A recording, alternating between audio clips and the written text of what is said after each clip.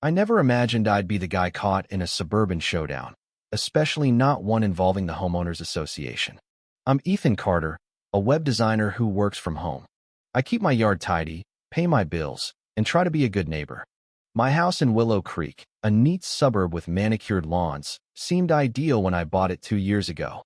The previous owners had turned the garage into a home office with big windows perfect for my remote gigs. A detached carport out back held my second car, a Honda CR-V. Everything was great until Deborah Mitchell moved in next door and joined the HOA board 6 months later. Deborah, or Deb, as she insisted everyone call her despite introducing herself as Mrs. Mitchell, homeowner, was in her late 50s, with a sleek auburn pixie cut that got sharper by the week. She drove a silver BMW X3, always spotless, with a vanity plate, DB_ULZ. It made me cringe every time I saw it. Our first clash came when she griped about the potted ferns on my porch, claiming they weren't approved greenery. I moved them to the backyard to avoid trouble. Then she complained my trash cans lingered curbside 20 minutes too long after pickup. I adjusted my routine, hoping she'd back off. But with Deborah, there was always something me mailbox shade, a backyard birdhouse attracting pests, or packages left on my porch during Zoom calls.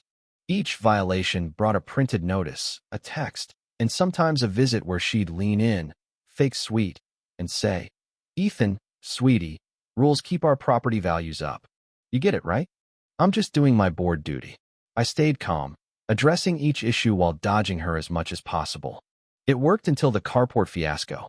One stormy Monday, I was on a critical client call when a car horn blared from my driveway for 5 straight minutes.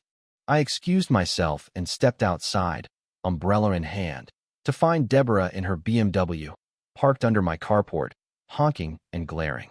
I approached, and she cracked her window just enough to talk. "Ethan, move your car. I'm getting soaked out here." I blinked, rain dripping off my umbrella. "Deb, that's my carport." My CR-V was in the garage since I'd been unloading groceries when the storm hit, leaving the carport empty. She sighed. "My driveway's flooded. I didn't want water damage to my car. Your carport was free, so I figured you wouldn't mind." I gritted my teeth. "I'm in a work call, and this is my property. You can't park here without asking." Her eyes narrowed.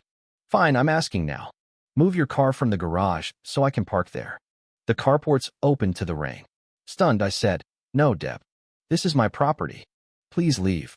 She stared for 20 seconds, then reversed, splashing mud on my jeans as she drove through a puddle. "The board will hear about this," she snapped. "We need emergency parking rules." That night, an HOA email arrived. Proposed policy, emergency parking access. It would force residents with extra parking to share during weather events. Deborah was the contact. I sent it to my lawyer friend, Lisa, who confirmed they couldn't mandate private property sharing. She helped me draft a polite but firm response to the board, hoping it would end there. It didn't. The next Saturday, I came home from errands to find Deborah's BMW in my garage, not the carport, the actual garage. The door was open, her car was inside, and she was gone. I sat in my CR-V, dumbfounded. Then I remembered, during an HOA inspection months earlier, she'd asked for my garage code to check wiring. I'd given it, never imagining she'd misuse it. A note was taped to the interior garage door: "Ethan, urgent board meeting. My driveway's being paved, and street parking's blocked by construction. Used your garage since you were out. Thanks, Deb." I stared livid. She'd entered my property, used my code, and parked in my space with a casual note like we'd agreed.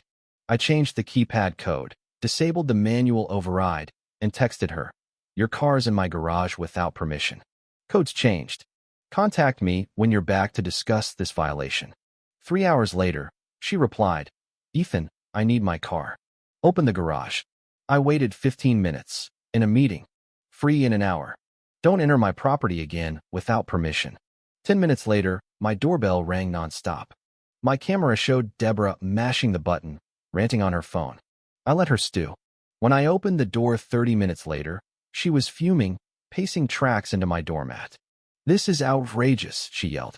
"I've waited an hour. You're holding my car hostage. I could call the cops."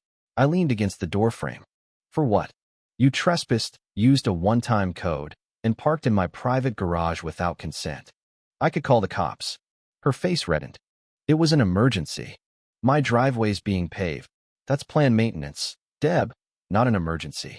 You could have Ubered or asked a friend. Acknowledge you overstepped, and I'll open the garage. She looked ready to explode. Fine, she hissed. I should have asked. Now open it. It wasn't heartfelt, but it'd do. I made her delete the old code from her phone, then open the garage via my app. She stormed past, started her BMW, and peeled out, tires screeching. I thought that was it. Then, the next morning, an HOA notice was taped to my door.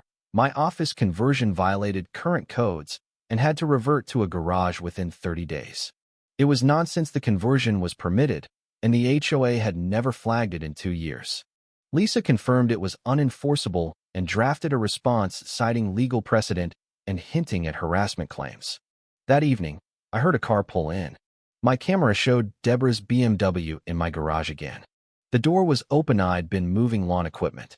She parked, walked off, no note, assuming my space was hers. I'd had enough. I closed the garage via my app and hit the hardware store.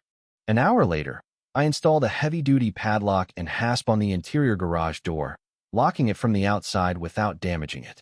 Then I settled in with coffee and a book, watching the street. 2 hours later, Deborah returned, punched the old code, and froze when it didn't work. She tried again, checked her phone, then rang my bell. I counted to 30, opened the door, and feigned surprise. Deb, what's up? Her smile was tight. The garage door's broken. I need my car. I raised an eyebrow. Your car's in my garage again, without permission, after we discussed this? She faltered. I was rushed, and the door was open. It's just for a bit. I shook my head. It's trespassing. We talked about boundaries. You ignored me. I don't have time for this, she snapped. Open it. I stayed calm. I added a lock for security after unauthorized entries. Your car's not my responsibility. I'll open it tomorrow, 9 a.m. She shrieked. Tomorrow? That's illegal. You can't trap my car. I corrected. I secured my property after repeated violations. You parked without consent. You filed fake complaints, targeted me with rules, and trespassed. This is the consequence. She waved her phone. I'll call the police. I shrugged. Go ahead. I've got footage, texts, and a lawyer ready to discuss your harassment. The cops will love it. She glared, then lowered her phone, huffed, and stomped off, likely to call a ride. Next morning at 9 a.m., Deborah arrived with 2 HOA board members, George Evans, a level-headed retiree, and Rachel Lee, a new resident. I unlocked the padlock and opened the door as they approached. Deborah, stone-faced, said, "These board members are here to ensure no misunderstandings." I nodded. Great. More witnesses to your trespassing. Your car's free, illegally parked, but free. George looked uneasy.